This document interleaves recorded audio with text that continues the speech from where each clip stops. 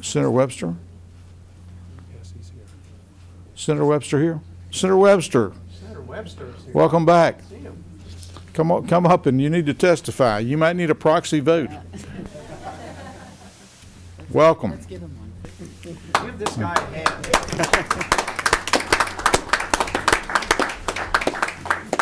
Yes, Senator Carlton pinned me and asked me if I missed it. I go, I think we escaped just in time.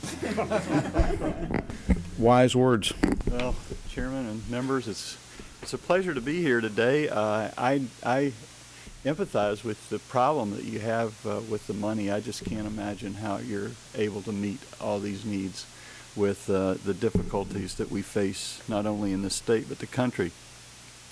I came this morning and I do have an appearance card, to speak on healthy families, and only from the standpoint of 12 years ago when I was Speaker of the House, we instituted this program, 1998, and I was presented with a set of hope-fors, and those hope-fors became reality. And there were questions asked. Those were questions that I wanted asked over a 5-year period of time, and those were answered in a way that proved that this program was a good program. I'm going to give you just the principles that we established when I became Speaker of the House were less government, lower taxes, more individual responsibility, greater freedom, and liberty, and empowering the traditional family. And I believe this program meets all of those. First of all, if you think about the liberty that you have as a family in this state, it's magnificent. And if we can train people to maintain that liberty, I think it's good. If you talk about government intrusion, it happens if a child is abused, if there's neglect. The children could be taken away, you could be taken to court, all kinds of things would happen, and those things cost money. On the other hand, we have a volunteer program which promotes, in my mind, that same liberty. It's a volunteer program where there is intervention done by ounce of prevention to which in my mind promotes personal responsibility. These families over a period of time, even a year after they have left that program, 98% of them do not abuse or neglect their children. That's an awesome success rate.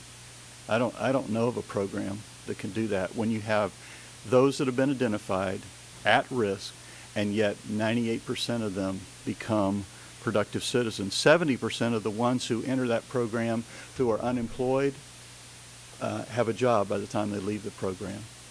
That's personal responsibility. I wish every family was personally responsible without any government intervention or anything else, and I know you do too. But it's not true, and it doesn't happen. And so that's why I'd say it. Is this less government? Yes, it is. Does it promote lower taxes? It does. Because if one child enters into the system as an abused or neglected child, it costs the state $65,000 a year. Or if it enters this program, there's a 98% chance that it'll only cost $1,600. That's pretty effective.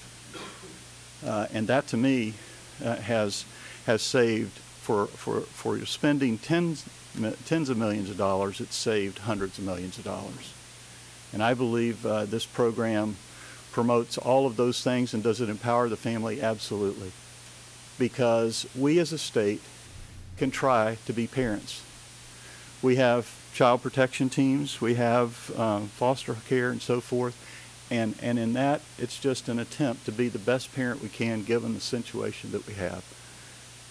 But real parents are the best parents. Real parents can make a difference in the life of a child. And they can train that child to not also be a part of the same system that they potentially could have been a part of. So for me, I looked at it from a principle-based approach, and I saw the possibility of it becoming something that could benefit the state. But at the time, I didn't know that. Now I know. It worked. It does work. And it's a good investment. And I would encourage you in your deliberations to certainly don't eliminate it, because I think it's a very good program. Thanks. Any questions? You ever think about running for the Senate? Thank you very much, Dan. Appreciate it. Thank y'all.